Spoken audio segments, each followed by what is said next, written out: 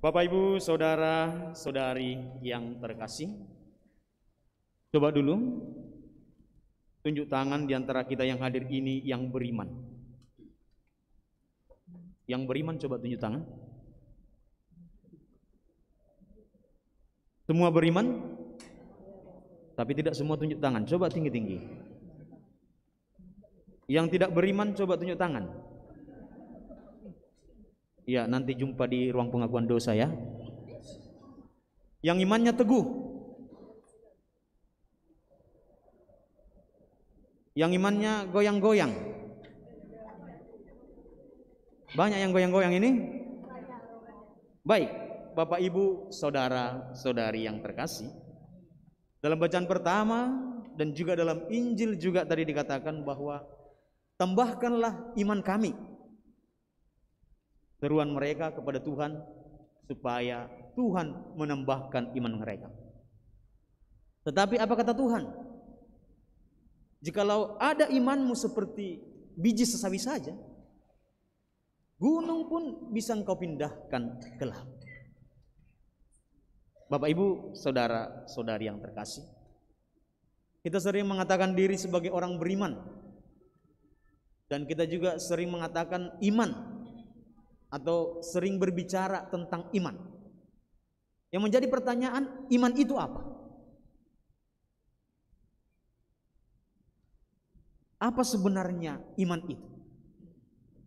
Kita mengatakan diri kita tadi sebagai seorang yang beriman dan tunjuk tangan.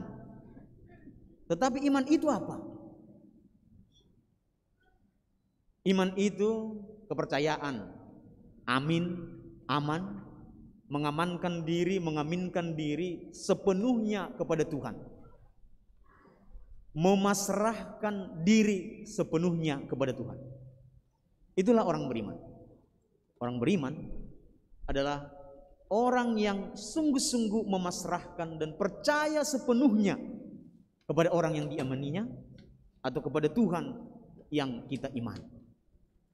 Maka ketika kita belum sepenuhnya memasrahkan diri kepada Tuhan, mempercayakan diri kepada Tuhan, maka belum tepat kalau dikatakan kita seorang yang beriman.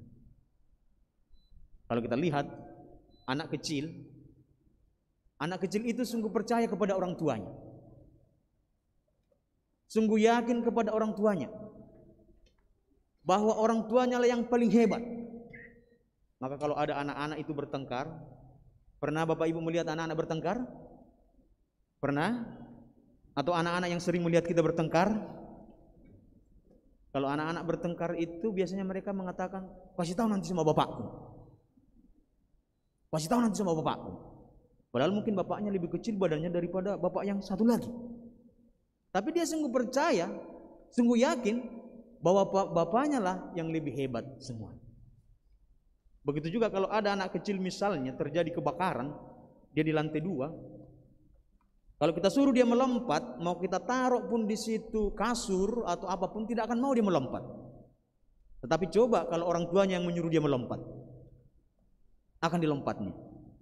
Karena dia sungguh yakin dan percaya kepada orang tua. Itulah iman, Bapak Ibu, saudara, saudari yang terkasih. Keyakinan, kepercayaan, memasrahkan diri sepenuhnya, seyakin-yakinnya. Kalau misalnya Bapak Ibu berada di lantai 2 dan saya katakan lompat, Bapak Ibu melompat? Melompat? Jangan-jangan Bapak Ibu bilang sudah gila kayaknya pastor itu. Nah, itulah Bapak Ibu. Maka yang pertama yang bisa kita renungkan dalam bacaan-bacaan hari ini, yang pertama adalah bahwa kualitas iman itu jauh lebih penting daripada kuantitasnya. Mereka mengatakan tambahkanlah iman kami.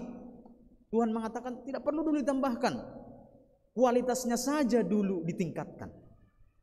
Kalau ada seperti biji sesawi, sudah bisa memindahkan. Kadang-kadang ada orang yang rajin ke gereja, kadang-kadang ada orang yang rajin berdoa, kadang-kadang ada orang yang aktif di gereja dan lingkungan. Tetapi ketika menghadapi tantangan dan cobaan hidup, imannya keok. Ada yang lagi punya masalah Bapak Ibu? Coba tunjuk tangan. Saya lihat wajah-wajahnya penuh masalah ini semua. Kadang-kadang orang, oh banyak kali masalah saya pastor. Kenapa? Mending saya mendengarkan omongan orang. Sakit saya memikirkannya. Kenapa dipikirkan Bu? Orang aja gak berpikir ngomongin tentang ibu. Ngapain kita harus sibuk memikirkan orang? Karena orang pun tak berpikir mengomongkan kita. Dan tantangan-tantangan hidup yang lain sering terjadi. Kita mengatakan orang beriman yang percaya, berdoa dan teguh. Tetapi ketika mengalami tantangan hidup, persoalan hidup, iman kita tumbang. Iman kita keok. Saya pernah juga mengalami tantangan seperti itu. Dulu waktu ada pengungsi di Sinabung sana, saya datang menghibur mereka. Bapak Ibu, jangan bersedih. Kita harus teguh dalam iman. Akan indah pada waktunya. Karena Tuhan tidak mencobai di luar batas kemampuan manusia. Tuhan pasti sayang sama kita. Begitulah saya katakan menghibur para pengungsi. Sebulan kemudian saya sakit, tabrakan dan nyaris mati. Dan mereka berkunjung. Dan mereka katakan, "Brother, jangan bersedih. Akan indah pada waktunya, brother. Tuhan tidak mencobai di luar batas kemampuan brother," katanya. Serangan balik yang mematikan. Nah, disitulah kadang-kadang iman kita diguncang. Maka yang terutama adalah kualitas iman itu. Kuantitas penting, tetapi kalau boleh seiring antara kualitas dan kuantitas. Jangan pula nanti sepulang dari sini, oh kata pastor tadi tak perlu kuantitas, nggak perlu ke gereja, nggak perlu berdoa, bukan. Tetapi kualitas iman itu harus diperkuat. Kalau kualitas iman kita sudah kuat, sudah teguh, apapun tantangannya, kita bisa berdiri teguh. Seperti ada orang guru playgroup di kampung-kampung, maka dia mengajak anak sekolahnya untuk belajar di luar karena tidak memadai lagi ruangan itu. Lalu dia mengatakan kepada anak-anak itu, "Anak-anak, mari kita semua ke sini. Coba kita cabut kacang tanah yang baru tumbuh." Lalu anak-anak itu mengatakan, "Oh gampang." Dan mereka cabut. "Ini Bu Guru, sudah kami cabut." Gampang cabutnya tahu? Enggak. Gampang Bu Guru. Lalu Bu Guru marahkan lagi, "Coba cabut pohon cabai itu." "Oh agak susah Bu Guru. Kalau susah berdua atau berlima." Dan mereka cabut. Dan bisa. Lalu Bu Guru mengatakan, "Coba lihat di situ pohon sawit, coba kalian cabut," katanya. Lalu anak-anak itu, "Gimana mencabut itu Bu Guru? Enggak bisa. Rame-rame. Enggak bisa juga. Bila perlu satu kampung kalian," katanya. Enggak bisa juga, pakai traktor. Dan akhirnya pohon sawit itu pun tercabut dan tumbuh. Maka Bapak Ibu, tidak terasa dia seperti biji sesawi, seperti pohon tadi. Kalau kualitas iman kita kuat, apapun yang mau menarik, apapun mencabut kita, perlahan-lahan kita akan kokoh dan kuat. Tetapi sebaliknya, kalau kualitas iman kita menurun, yang awalnya seperti sawit, kemudian cabai dan kacang, akan gampang tercabut oleh tantangan dunia. Lalu yang kedua Bapak Ibu, saudara-saudara yang terkasih, iman itu juga berkaitan dengan ketaatan. Bapak Ibu, lihat itu patung apa itu? Bunda Maria. Bunda Maria orang yang beriman? Bunda Maria orang yang taat? Apa kata-katanya yang terkenal? "Sesungguhnya aku ini hamba Tuhan, terjadilah pada aku menurut perkataan." Itu tugas yang diberikan luar biasa dan penuh resiko. Tetapi karena imannya, karena ketaatannya, maka dia pun mengatakan, "Sesungguhnya aku ini hamba Tuhan, terjadilah pada aku menurut perkataan." Bapak Ibu, saudara-saudara yang terkasih, coba silakan berdiri semua.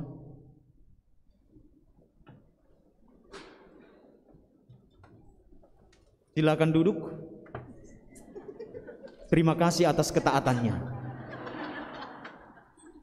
Kira-kira begitulah ketaatan Bapak Ibu.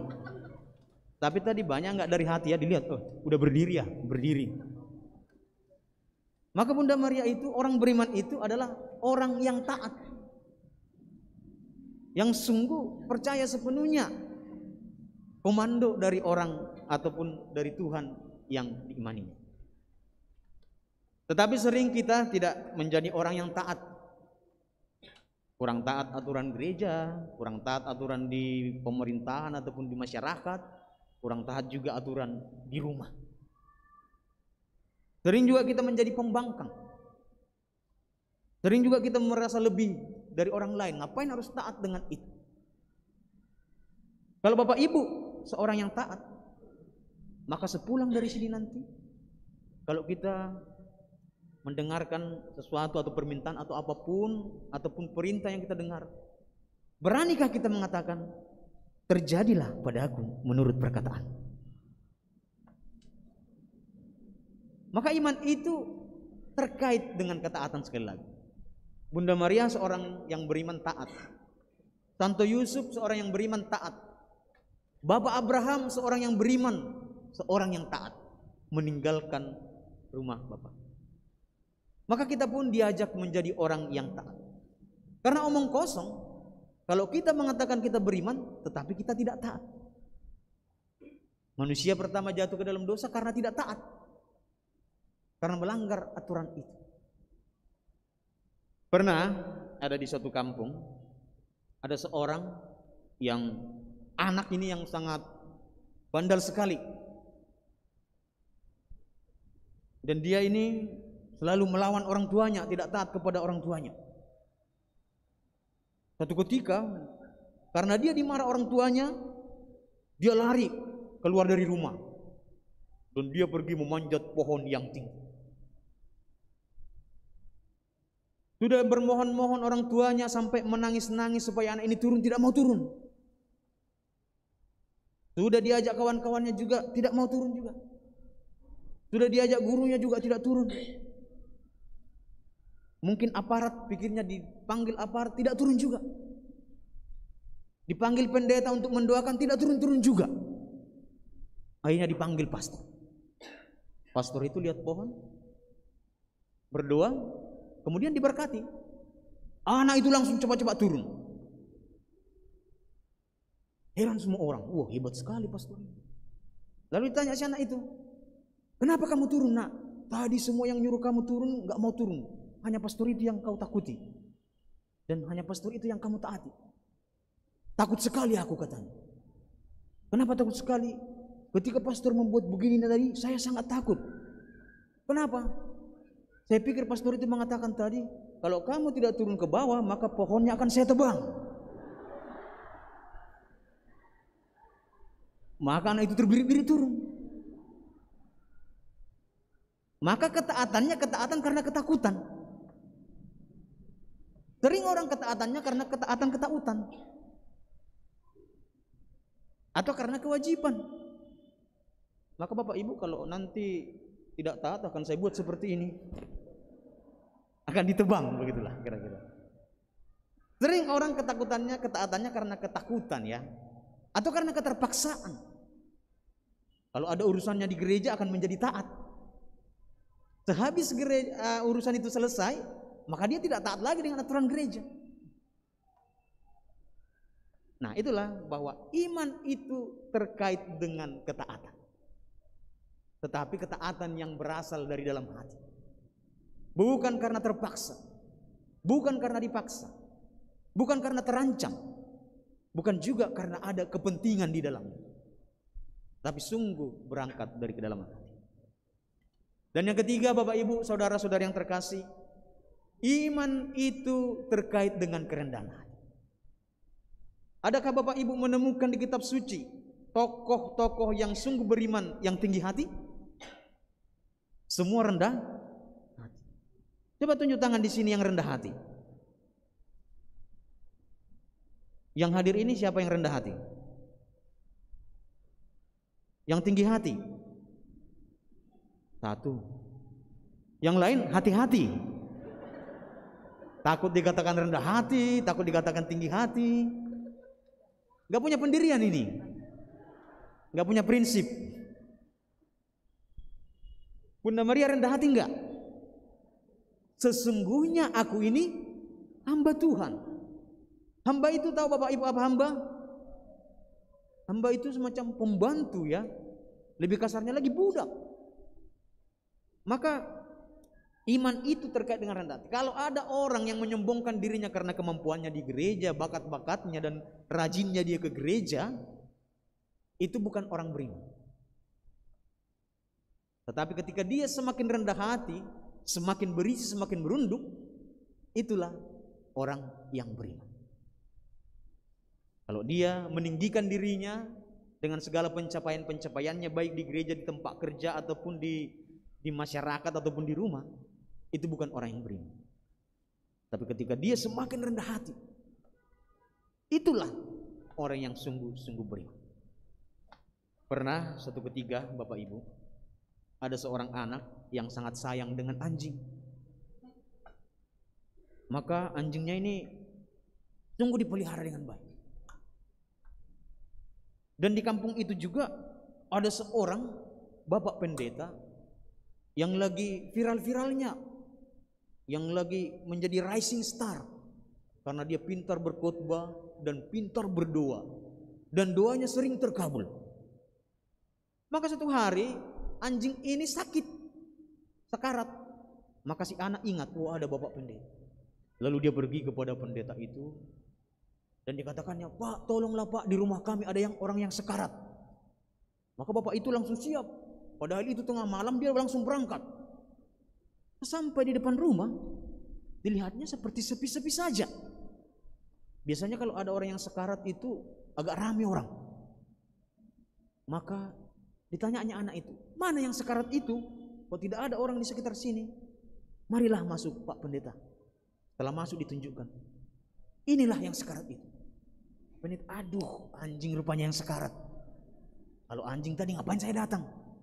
Tapi yang mudahlah untuk menjaga wibawa saya sebagai orang yang luar biasa sekarang ini, maka saya mendoakan. Oh lah, sini, mana anjingnya biar kita doakan. Lalu Pak Pendeta itu mengatakan, ya Tuhan, Engkau tahu di sini ada anjing yang sekarat. Bilang Kau mau dia hidup-hiduplah, bilang Kau mau dia mati saja dia di situ. Amin katanya. Langsung pulang dia. Kemudian anjingnya itu berangsur-angsur sehat, pulih dan segar kembali. 1 bulan kemudian si anak mendengar pendeta sakit. Maka mau balas budi dia. Dia pergi dan dijumpai, oh dilihatnya orang sakit. Lalu dikatakannya, Pak Pendeta masih ingat dengan saya? Oh tentu saja. Boleh saya berdoa untuk Pak Pendeta? Oh iya boleh katanya. Lalu si anak itu mengatakan, ya Tuhan, Engkau tahu di sini Pak Pendeta sedang sakit. Kalau Engkau mau dia sembuh-sembuhlah dia. Kalau Engkau mau dia mati saja dia. Kira-kira Bapak Ibu, pendetanya hidup apa mati? Mati apa hidup? Yang mengatakan mati berarti pendendam ini semua. Harus dibersihkan dulu virus-virus dendam dari sini. Hidup apa mati? Hidup? Yang mengatakan hidup tunjuk tangan. Mengatakan mati, tetap hati-hati Mas ya. Akhirnya Pak Pendeta pun kemudian sehat dan segar kembali. Nanti boleh dipraktekkan di rumah. Kalau tidak terkabul saya tidak tanggung jawab. Tapi apa yang mau kita lihat dari sana? Orang cenderung semakin dia punya posisi, semakin dia dikenal orang, semakin terkenal ataupun semakin rajin ke sana kemari, akan muncul kesombongan. Tidak bisa dipungkiri juga di lingkungan gereja pun ada seperti itu. Maka ini yang perlu diwanti-wanti dari kita. Bahwa iman itu terkait dengan kerendahan hati. Bisa kita cek diri kita masing-masing. Kalau kita belum rendah hati, berarti kita belum sungguh beriman. Maka Bapak Ibu, saudara-saudari yang terkasih, itulah 3 poin besar yang bisa kita renungkan pada hari Minggu ini. Yang pertama adalah, yang terpenting itu adalah kualitas iman kita. Sanggup teguh iman dalam menghadapi tantangan, mampu menari di atas gelombang kehidupan. Yang kedua, yang terpenting juga, bahwa iman kita itu juga harus disertai dengan ketaatan. Dan yang ketiga, iman kita juga harus disertai dengan kerendahan hati.